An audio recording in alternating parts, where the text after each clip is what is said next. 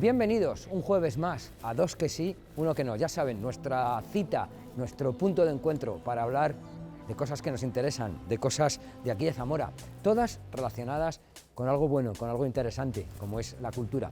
Y comenzaremos hablando precisamente de literatura, de una literatura muy importante y muy específica, es la literatura infantil, porque contaremos con Sandra, que no solo escribe libros, sino que también ha abierto una librería especializada en la literatura para los más pequeños. Continuaremos también hablando con el arquitecto y artista José María de Acilu. Y finalizaremos con una clásica ya, una chica que se mueve mucho en las redes sociales y que ha hecho un montón de cosas. De hecho, su currículum así lo dice, que ha hecho un montón de cosas chachis. Es filóloga hispánica, también ha hecho guiones, ha guionizado documentales y ha escrito un nuevo libro en combinación, en cooperación, junto con su compañero con el que tiene un podcast. Ella es Beatriz Cepeda, Perra de Satán. Hablaremos de su nuevo libro que se presenta en Zamora. Ya saben, dos que sí, uno que no. Hoy jueves comenzamos, pero antes vamos a visitar a una persona, un amigo, una persona que canta muy bien, un cantautor zamorano que visitaremos en el local con Rogelio Cavada.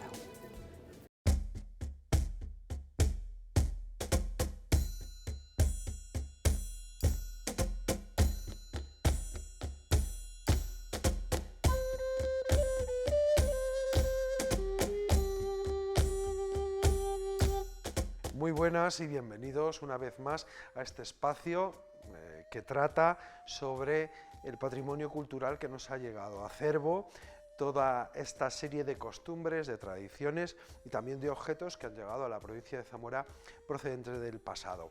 Hoy vamos a dedicar este espacio a un tipo de mandiles que se utilizaron principalmente en las comarcas de Aliste, de Alba, pero también se extendieron un poco más hacia algunas zonas de los valles. Se trata del mandil de picote. El mandil de picote es un mandil tejido a telar.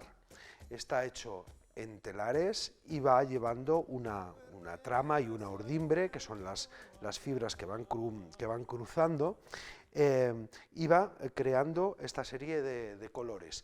Este gusto por hacer estas combinaciones, que ya en el libro de Gustavo Cotera, y bueno, hablando con informantes por toda la provincia, recordaban a los rayos de sol en esta combinación de amarillos, rojos y verdes fundamentalmente, y bueno, nos encontramos con, pues con una pequeña muestra, una variedad de esta tipología de mandiles que nos encontramos sobre todo en estas zonas que ya les he dicho de la provincia de Zamora.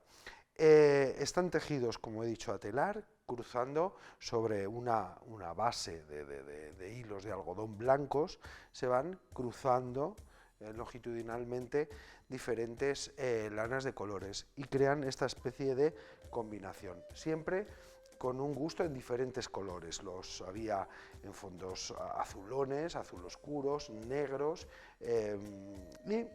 bueno, pues dependiendo para lo que se fueran a usar y para quién fueran y el gusto de unos colores o de otros. Eran unos mandiles que tienen un género bastante vasto, con lo cual se utilizaban, bueno, pues para situaciones no muy de gala, más bien todo lo contrario, de trabajo. Encontramos fotografías antiguas, que incluso en algunas fotos de las escuelas antiguas de Sejas de Aliste aparecen algunas niñas con este tipo de mandiles, con lo cual nos damos cuenta, por todos los que hemos encontrado, de la cantidad de estos mandiles que se usaron en estas comarcas de Aliste, también de Alba e incluso de otras zonas cercanas que han llegado incluso hasta los valles de Benavente, sobre todo la zona más cercana a la Carballeda.